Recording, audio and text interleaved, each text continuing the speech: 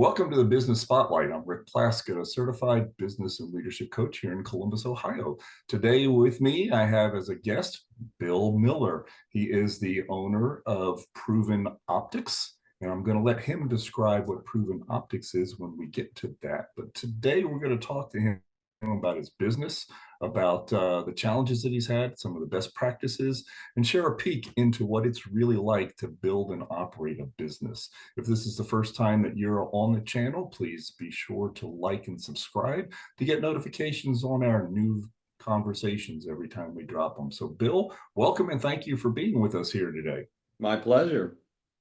If you would you share a little bit about your background, of what got you to where you are today, and tell us a little bit about your business too, so people know where you are today and what we're talking about. Sure. So I will give you the Reader's Digest version of the background. I've always been an entrepreneur at heart, I think. I started my first business when I was 18 and put it out of business very quickly, went bankrupt. And then I started a second business and then went bankrupt. And then I started a third business and went bankrupt. And I was 24 and my wife's like, maybe you should get a real job. So I went off and did some work and ended up at a company here in Columbus called Nationwide Insurance. People are probably familiar. They're fairly well known insurance provider. And while I was there, got involved in financial management and sort of ran down this path into really the IT department, so the technology that ran the insurance company. And what I noticed pretty early on was there was a huge disconnect between the way the financials of the company were set up and the way people interacted with the technology department. And it actually was a blocker to the conversation. Like, it was a very ineffective dialogue because of how those financial pieces fit together. So internally within Nationwide began pushing for a practice that actually evolved, which is great, doing IT financial management. As that kind of evolved, I started thinking, there's got to be some kind. The little entrepreneur in me was like, there has to be something in here that's commercial, that can be commercialized, and I didn't know what it was. And so I spent 15 years at Nationwide and probably the last 7 trying to figure out what it was that I was onto and how it would work. At some point in that period of time, we got recognized or noticed, I guess, by Gartner. And so Gartner asked me to come and speak at a conference and talk about what we were doing to manage IT financials within Nationwide. And after my presentation, there was literally a line out the door of people who wanted to talk to me. And I called my wife. I'm like, it's here. I know it. I just don't know what the nuggets are, but there's something definitely here. I launched my first business in 2012 as a basically management consulting, helping people on that IT financial management journey. I got a lot of customers coming and saying, is there a software product that can enable this capability? And there were some on the market, and we started to implement them. But like every software product, there's no such thing as a perfect software product. So along about 2020, we decided to be a software company. So we pivoted from being management consulting and helping people, implement whatever software products were out there, and actually building a software solution. And that's not my background. I've never built software products, so it was a steep learning curve, but we got over it fairly quickly. And here we are, 2025, just rolling and have a pretty decent U.S. footprint. Actually, have a sales team and a group over in Europe, and are building a fairly decent presence in the European market as well. So that's the gist of A to B. I think the quickest way I could get there. So taking many, many years to get to that instant overnight success is what I'm hearing. Yes, exactly. That's exactly how that worked. So Bill, what's the current ownership structure? Are you the one man, or do you have outside investors? Tell me a little bit about that structure. Yeah, sure. So when we started the software company, I have a business partner Ben Perkins, he's my co-CEO. And it's a good compliment. And we decided to share the leadership of the company because at the end of the day, what Ben excels at, I suck at. And I'd like to say what I excel at, he sucks at. I'm not sure he would agree totally, but we'll put those words in his mouth anyway. So Ben runs sales and relationships and partnerships. Ben is one of those people that builds rapport and relationships very well, very quickly. He's a guy that really gets people interested and then focused and then trusting and then moving forward. So his skill set is definitely insurmountable in terms of kind of his ability to attract and get people involved who eventually buy our products and services or help resell them. And I handle operations and product design and the back office part of the functions of the company. And then we did, in fact, in November of 2022, an investment from Silversmith, which is a private equity firm. We had made a significant enough splash that we had some interested parties. We actually worked with 5 different private equity firms and chose to move forward with Silversmith, feeling that they best complemented our management style and our overall goals. So we've been with them since late 22. So coming up on 2 years, just ended our 2nd year with them. Awesome, awesome. So, Bill, when you look at your role today, how would you break that down? We used to say in the business versus on the business. How much of this is the day-to-day versus looking across the horizon? We're starting a new year right now, and planning and visioning and everything is always on everybody's mind. Tell us a little bit about that. So I definitely spend 50 to 60% of my time on building out the business looking forward. So as I tell my team all the time, if I'm trying to figure out what to do in January of 2025, I'm in the wrong role, right? My job is really to figure out what should we be doing in January of 26 and January of 27. And if those business outcomes are realistic, how do I reverse engineer? What has to happen in Q4 of 25 to set up January of 26? What has to happen in Q2 of 2025 to set up Q4 of 2025 so I can get to where? So it's a lot of my time is really spent trying to figure out, here's the goal and where we want to be. What has to happen in the near term to achieve that long term? You still get stuck in the day-to-day. There's personnel issues. Somebody's got to, verify that the bills have been paid. Somebody's got to make sure payrolls run. And I have a team that does that, but I like to check in and make sure that those things are happening. There's the day-to-day management. We do a weekly stand-up, not a daily. We do a weekly stand-up all company where we just get together and our team goes through the high level, the leaders go through the high level, what they're focused on in the upcoming few weeks, so that if the product team hears something the sales team doing, they go, whoa, wait a minute, we didn't know you were doing that. So it kind of helps to bridge the gap on the communications and clarity. But I tried intentionally to build a team of operators so that they would run the day-to-day business effectively and efficiently, understanding the strategic goals, so that I could be strategic in making sure that I understood, you put out a lofty goal, I want to double my revenue. Saying it does not make it happen. So you have to, what are the real steps that have to happen? And if you don't step back, take the time and analyze what it takes to do that, you can't achieve it. It just won't happen. I agree with you 100%. I think you've hit on a couple of things, but I'd like to dig down a little deeper. To build the business of the future with that future vision, it starts with a great team. And you've described a little bit about yourself, but you've almost said more about your partner, Ben, and his leadership style than you have about yours. So let's put you on a hot seat a little bit. How would you describe your current leadership style in the business? So I've always been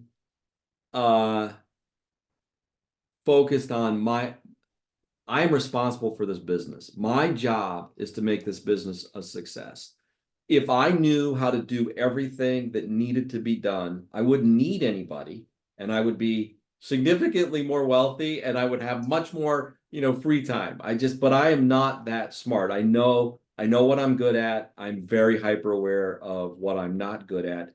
And I'm a towering strengths guy. I've never believed in this idea that you have to shore up your weaknesses. If you're weak in something, then don't do it. Like it's never going to be competitive for you. If you suck at it, don't do it. If you're really good at it, you should focus hard on it and you should be extraordinary at it. And so when I look for people on my team, I don't care about their weaknesses. I'm looking for their towering strengths. What do they have that they are extraordinary at? And then we'll figure out the back end of the, oh, well, I don't do this and I don't do that. And we'll figure out how to fill in the gaps. But I start with me. I think the other thing is my team will tell you, I guess maybe they would tell you, I'm demanding. I'm exacting. I expect clarity of thought. I expect thoughtfulness. I expect people to take ownership. I expect them to engage fully in whatever their assignment is, and I fully expect them to be critical of me and what I'm doing. I tell people all the time, you cannot let me be dumb. Your number one job when I hire you is to not let me be dumb. And if you see me doing something dumb, you damn well better say, stop, you're being dumb. And then let's have a conversation.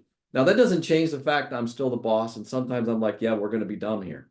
And I say it. We're going to be, everybody get in line and be dumb. And I will give you permission 6 months from now to say, I told you so. We'll go out for a beer and you can say, brother, I told you so. But by and large, it gives my team the permission to tell me to stop and think. And it gives me the time to go, okay, wait a minute. What am I not understanding? What have I overlooked? I think the worst thing you can do is think you know the answers. And success sometimes breeds arrogance. And I don't ever want to be arrogant. So along that lines, Bill, not wanting to be arrogant, if you were to look, you said your job was the future, the vision of the future, not January 2025, but beyond. So in taking that vision and then looking in the mirror, what's your focus for you and your leadership, your business acumen for the next level of development for Bill?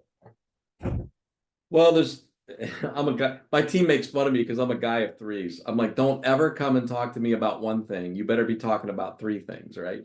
And don't talk to me about five, because if you have three, then each of them has to have three. Then we're talking about nine things. Because if you don't force yourself to kind of think about it in that context, right?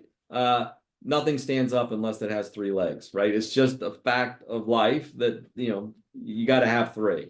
So one is definitely a product focus. I think the biggest thing that I am trying to not just comprehend, but actually integrate into is AI stuff. The large language model, artificial intelligence boom that is going on right now that has the ability to significantly alter not just our product, but how we approach customers, the market that we're in. It would be remiss and ignorant on our part to not embrace this, understand it, and figure out how to leverage it to our advantage and to our customers' advantage. And we do them a disservice if we don't figure it out. There's already a little AI fatigue in the community. People are just like, because it's hard. It's hard to figure out what to do, when to do it, how to do it. And there's a lot of hype. And there's a lot of charlatans out there, like, I've got the AI solution. And in fact, it's not really truly anything useful. So there's definitely, me technically challenging myself to continue to grow and understand a fast evolving, fast changing, and honestly quite complex technical change that's going to impact everybody in the software industry. There's no way around it. I wish I could say I was brilliant enough to smell it early on. I knew about it, and I actually took a class summer of last year with MIT for artificial intelligence and understanding, because I'm like, this I could see that it was starting to churn, but I never would have said it's this fast. Like 6 months later, it's like, my God, I've never seen anything come on this strong. I think the second part of my focus is fiscal management of a growing business. One of the biggest challenges that any business has is pace of which you can accelerate growth. And there's a lot of legs that come off of accelerated growth. It's not just driving revenue. When you drive revenue, you drive more customers. When you drive more customers, you need more employees. And those employees have to be efficient and effective, but you don't hire employees on Tuesday who start effectively delivering to customers on Wednesday. There's so it's like how do you time this thing efficiently? How do you find the right fiscal balance between an expectation of growth and the ability to have the team without having a huge bench? The nice thing about private equity is, I mean, you've got some cash in the bank, you can burn a little hot, but you don't want to burn, like, it's silly to burn all that. So that's probably the next big thing I'm really trying to figure out. And it's odd as you traverse different thresholds of size, the speed at which dollars fly out the door. It's just like, wow, right? And so that's another area that is definitely a focus for me, in a learning curve. Like I've got to do better understanding that balance within that. And then the third thing is, the dynamics of a growing business means the people who got you from where you were to where you are may not be the people who get you from where you are to where you're going. And people come and they bring their knowledge, their skills, their experience with them. They also bring their baggage and their own limitations. And things that made sense a year ago in terms of, I need a person in this role with these attributes, I don't, now I need something different. And that's a hard conversation, and it's difficult to prepare people for the transition. And it's like, look, anybody who thought they were going to come and work here for 30 years, hopefully that's not what you thought was going to happen. It's not, we're not that company, especially any startup is not that company. But in the time that you're here, you help us build to where we are, and then we want to use that as a launching to your next adventure. Right? You come here, you grow, you're better, and let's get you launched into your next adventure. Sometimes your next adventure is a new role within Proven Optics. But sometimes your next adventure is a new role somewhere else, and that's okay. There's no hard feelings, and we try not to make it a stressful thing. It's not easy for everybody to think that way, but we try to help people through that in as positive a way as possible. Bill, I agree with you on all three of those events. It's very interesting when you talked about fiscal management. One of the things that I do in coaching all of my clients is, and this is something I brought from my military background, when we put together a battle plan in the military, there was the objective, that was the goal, the mission that we were to accomplish. Below that mission were several milestones. And those milestones were, what does it look like? And more importantly, what does it look like approaching that milestone so that we could be prepared? So I take and transfer that over to my clients. And sometimes it's kind of fascinating because we run what if scenarios into the future, and how far can we grow with the team that we have and the resources that we have right now, and when do we have to expand those resources, and then more importantly, backwards plan from that date to what does it look like. It's not a time period. You just mentioned, I mean, if we're both old enough to realize that there was a time when cell phones were not cell phones, and we had a phone on the kitchen wall, and you answered it because you didn't have caller ID. And now we have everything else in between, and just the progression of technology. One of the other interviews that I did with another gentleman, the guy was magnificent. He has an AI company, and we sat down for a bourbon after our interview. And like what do I do with Chat GTP? What are all the other things? And they were just little pieces. But with his phone and with three of the AI applications that he's created, he showed me that I now understand how AI is going to change my life. I don't know how I'm going to do it or use Right, it. right, right, Okay. But I right. understand that you and I, way back at some point when we had to do a book report, we went to the card catalog in the Correct. library. Nobody does a card catalog anymore. We Google. So Right. that's the type of change that AI is going to be an interaction with the technology. And I agree with you. That is, there's going to be a lot of starts and stops, dead ends, false starts. So understanding how it applies to your environment, I think, is a brilliant place to focus. Yeah. The financial management, absolutely, things are going to change. They're going to change at a more rapid pace, and so being able to predict when that decision has to be made and backwards plan from that is absolutely spot on. And then people growth, absolutely. I've seen data, and I coach my clients. If you're dealing with a supplier or a vendor and you're expecting to be talking to the same person 6 months from now, you're kind of delusional. Yeah. A long-term employment now, just by the data, is maybe 2.5 years. Yeah. And you're absolutely right. As you evolve and the technology evolves, the differences in abilities is going to evolve too.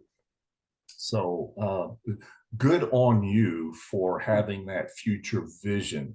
One last question on that Yeah. is, as you're looking at that vision, do you have in place some sort of program for developing new leaders in your team? Probably not formally. I mean, we're not big enough yet that that's where I've invested money. Most of what we try to do is really focus on here are the business goals and the business outcomes. You as an individual leader, how do you plan to contribute to achieving that? What are your thoughts about what you should be focused on? And I do kind of grant that autonomy, but it's part of my expectations. Like I expect people to be extraordinary at what they do, and extraordinary people have a vision for how they fit in and don't expect to be told and don't expect to be handed to them, an outline handed to them. And it is to me a red flag and a telling thing when I come to a leader and they're like, well, what do you want from me? Well, wait, no, no, no, no. Let me ask it a different way. What do you want from me? Right? You have this role, you have a set of business outcomes. What do I need to do to support you? Because if you can't articulate that, then I worry that maybe you're not in the right role. Because that's like a fundamental basic to me. But it's when I worked at Nationwide, one of the things that frustrated me, this is a big company, 30,000 people at the time, I think, was the number of people who abdicated personal responsibility for their career. And they gave it over to their boss. Well, define my job, write down the job description, explain to me what I don't have job descriptions, right? I tell people, we're trying to achieve this. How can you achieve that? And if you can articulate that and explain, and then it's funny you mentioned Chat GBT because people are like, well, I don't really know. I'm like, well, I'd go ask Chat GBT to write you an outline, right? And then you have this outline come back and like, so now start with that. And if you are capable and you are good at what you do, you're going to be able to fill in those gaps. And then you're going to come back to me. And I have great leaders because they come back and say, I need this person, and this person. I'm like, well, you get one, right? They're like, well, then I want that one. Why is that your top priority? And then they explain. And lo and behold, there's intelligence behind what it is they're focused on. Does that help? I mean, is that kind of the gist of like Oh, maybe that's the stripped down poor man's version of employee development? Go ask Chat GBT. you, you know, Bill, I would almost ask, why are you laughing? Why would you not? Again, I was going to say, if I go back to, again, my military background, there was a part of every combat order that was your support paragraph that you had to research. And to achieve your mission, what was the support that you could grab hold of? And that support was divided into two pieces. Like you said, one was internal. What can my team do for me, and what will they be able to do for me in the next 6 months? But the other side of that was external. You know, I'm an Army engineer. I jump from planes, I land on the ground. But an external support to my missions would be the Air Force and the Navy, who can provide indirect fire and soften up the enemy for me. And boy, did I like them. You Yeah. know, it's the same thing that I transfer over to business. We both laugh at Chat GTP, but it's here, and why wouldn't you ask that question? Oh, You know, it may I turn out I to be use I garbage the use it first all time the around, time. but Like, sooner or later it's going yeah. to be there. Oh my gosh. Exactly. It Yeah. it's So it's it's, if interesting. you're not using it, then you should be concerned. Yeah. Yeah. I mean, I it's a think that tool. It's a people, tool. Go use it. oh, I think this is another interview altogether, Bill, that we may have to look at and explore, is AI and hiring the right people. Yeah. That's a complex and yet very simple approach. If you just simplify the approach and the outline, and then let the people and the details and the development pace be the complex Yeah. angle of that. I think the approach is really simple. But well, hey, listen, Bill, thank you so much. We have covered an awful lot of ground in this conversation today. For those of you that are watching, I highly encourage you to save this and go back and watch it a few more times. Bill has just let fly with a whole lot of great nuggets here, particularly when it comes to his participative and yet authoritative leadership style, and how he's taken decades of entrepreneurial and really turned it into what looks like you're on the cusp of some explosive success right now. So before we wrap it up, Bill, I'd like to hit you with what I call a rapid fire questions. These are ones where I just want short, top of your mind answers. And are you ready for this? Yes, I've had some coffee. Let's make it happen. All right, yes. So number one question, what do you say is your key to success? Focus. Is that Awesome. is that too What's the brief? one? No, that's spot on. That's exact. I mean, you know, we're just going to leave it at that. It is brilliant. One word. Absolutely. Focus. Great. What's the one piece of advice that you would give to other business owners? Take risks. This is going to date me because I'm going to ask book. What book are you currently reading? But that evolves to, you know, what have you seen in a TED Talk? What have you seen in Googled or YouTubed? But what has really caught your eye, and what are you focused on reading right now? Um, I probably am the worst reader person out there. I spend a lot more time doing Google searches because I have certain things I'm looking for. So I tend to avoid sort of generic things that aren't going to that I got to figure out the connection between me and whatever they're talking about. So I am a much more focused. I want to read specific things. So like I read an enormous amount of articles on artificial intelligence right now. It is the thing that is top of mind for me, and I will read dozens of articles a day that come up into my feed or that I go out and actively look for because I need to climb that mountain as fast as possible. So that's my primary. Yeah, if people always ask what do you read, I'm like, yeah, it's not like that for because a lot of the stuff's just too generic. It's like you have to bridge the gap. I mean, it speaks well and you love it, but it's not like I said. If you're focused on something, you're going to want to read about that. Exactly. So, Bill, last question here. Yeah. If you could choose one area of your business that would be immediately improved, and you wake up tomorrow and that is solved for you, what would that one area be? Sales execution. Sales execution. Super. You know, Bill, thank you so much for being with us today.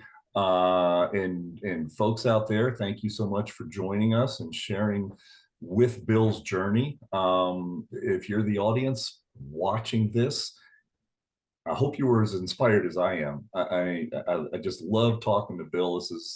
We've talked at least 2 times already, and it always goes off script, doesn't it, Bill? Life's off script. Absolutely. So we just go with the flow. So, hey, listen, guys, if you were inspired by listening to Bill today, please. You know what? I forgot. I'm sorry. I need to bring this in. Bill, if someone in the audience is watching this and wants to connect with you, what's Sure. the best way for them to do that? I have an email called william.miller@provenoptics.com. I'm also on LinkedIn, so happy either way. People connect all the time. Awesome. Awesome. Thank you so much, Bill. And folks, make it a great day and bye for now.